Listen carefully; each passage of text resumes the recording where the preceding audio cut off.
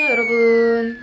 아마도 이 영상을 클릭하신 분들은 브이로그 채널을 운영하려고 준비 중이시거나 교환학생 중 여행을 어떻게 다녀야 고민 중이시거나 혹은 이 둘 다인 교환학생 다니면서 유튜브 하고 싶으신 분들이실 거예요. 제가 반년 먼저 유튜브 채널 운영을 시작한 사람으로서 팁을 드릴 수 있을 것 같아서 이렇게 영상을 준비해봤습니다. 자, 일단 첫 번째로는 제가 영상 촬영에 쓰는 툴들을 알려드리겠습니다. 저는 일단 카메라는 캐논 G7X Mark II를 씁니다.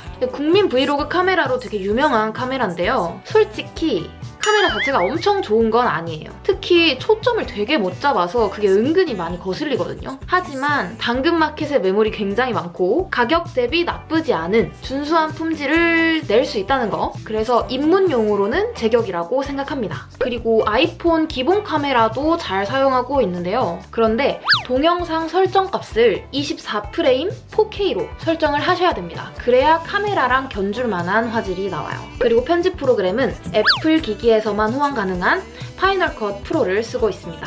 카메라가 꼭 있어야 하나요? 하신다면 저는 단연코 아니요 라고 말씀드릴 수 있어요. 카메라가 있으면 좋은 점은 촬영을 하면서 핸드폰의 배터리, 알람, 용량 이런 걸 신경 쓰지 않아도 된다는 거? 네, 그 정도밖에 없습니다. 하지만 꼭 있어야 되는 물건은 있어요. 바로 삼각대인데요. 저는 카메라 삼각대 같은 경우에는 맨프로토 그 유명한 삼각대를 쓰고 있고요. 핸드폰에서는 이런 그립톡을 쓰고 있습니다. 이렇게 고정시키는 이런 그립톡이에요. 퀄리티 좋은 영상을 위해서는 움직이지 않는 고정캠 카메라가 꼭 필요해요. 그래서 내가 원하는 각도를 쉽고 빠르게 정확하게 만들 수 있는 삼각대는 무조건 구비하시는 것을 추천드립니다.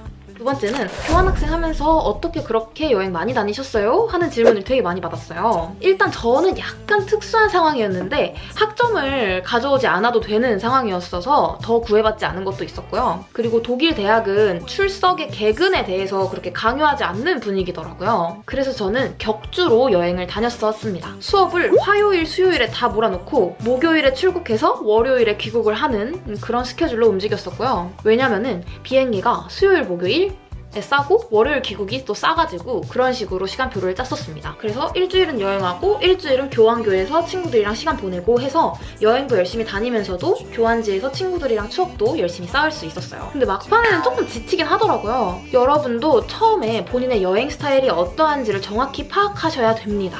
이건 필수예요. 내가 한 도시를 오래 여행하는 타입인지 여러 도시를 조금씩 보는 타입인지 아니면 나는 2박 3일에 짧고 굵게 끝내고 오는 게 좋은지 이걸 정확히 판단하셔야 기회비용을 크게 줄이실 수 있습니다. 세 번째는 여행 다니면서 영상 찍는 팁입니다. 여러분 많이 고민을 하시는 게 영상 찍느라 여행을 망칠 것 같다. 아 그거 귀찮아서 어떻게 하냐. 뭐 이런 부분일 것 같아요.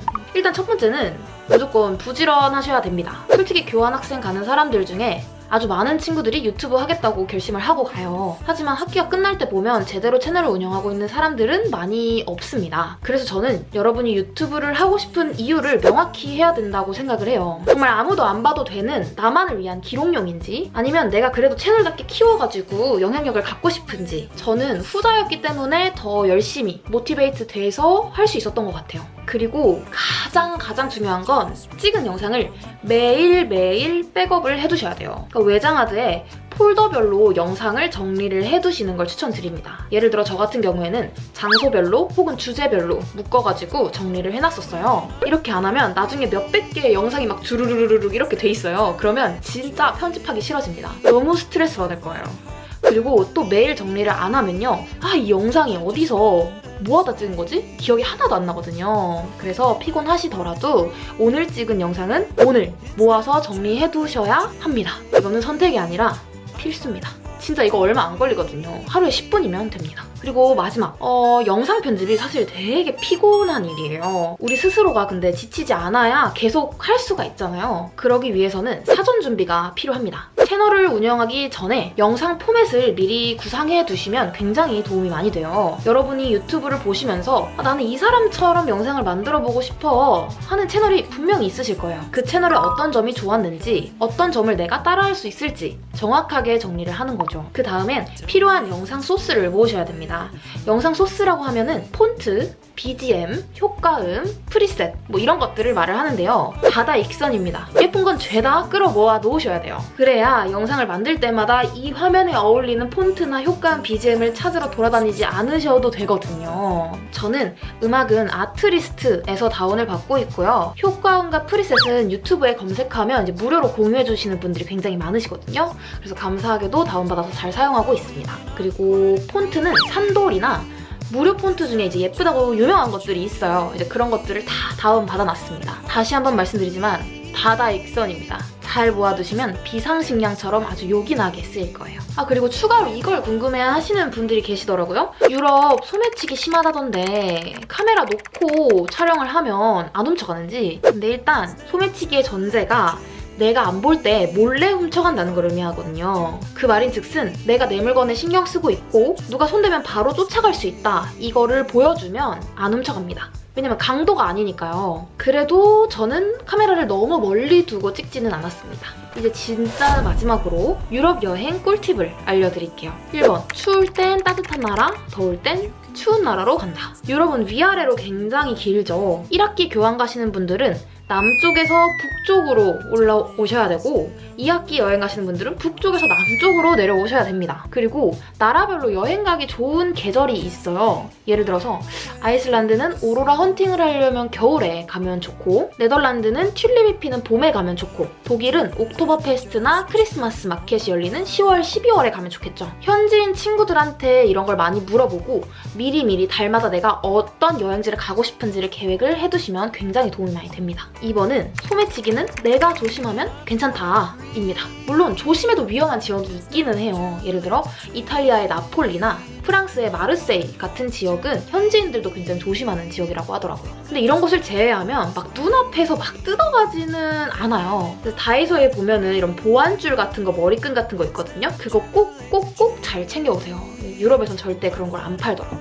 3번은 예산 관리를 잘해라 입니다. 솔직히 모든 여행지에서 좋은 데서 자고 맛있는 거 먹고 비싼 체험도 하고 싶고 하죠. 그런데 저는 교환학생 시절만 할 수 있는 게 가난한 배낭여행이라고 생각을 합니다. 이 시절에는 이마저도 낭만이고 청춘이거든요. 그래서 지속 가능한 여행을 가능하게 하려면 분명히 무언가를 포기는 해야 됩니다. 저는 개인적으로 경험에 돈을 더 쓰자 라는 주의였어요. 프랑스에 가서는 뭐 에스카르고나 푸아그라 먹어봐야 되는 거고, 박물관, 궁전 이런 데는 입장료가 얼마든 들어가 봐야 되죠. 그래서 우리가 줄일 수 있는 부분은 바로 숙소입니다. 혼성 호스텔, 도미토리 이런 게 처음엔 되게 낯설거든요. 그런데 거기서 오는 즐거움도 굉장히 크더라고요.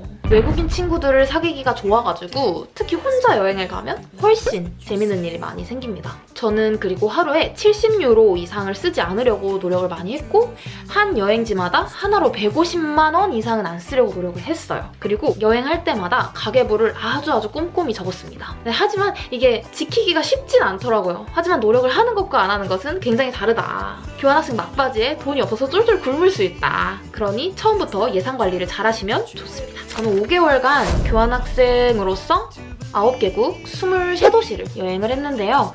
약 1,500만 원 정도를 썼습니다. 제 인생에서 가장 값지게 쓴 1,500만 원이라고 생각을 해요. 특히 저는 모로코랑 이탈리아 남부 아말피 코스트가 굉장히 기억에 남습니다. 여러분도 열심히 여행하면서 또 빛나는 청춘을 꼼꼼히 기록하는 그런 시간이 되셨으면 좋겠습니다. 또 질문 있으시면 댓글에 달아주세요. 감사합니다. 다음 영상에서 봐요. 안녕.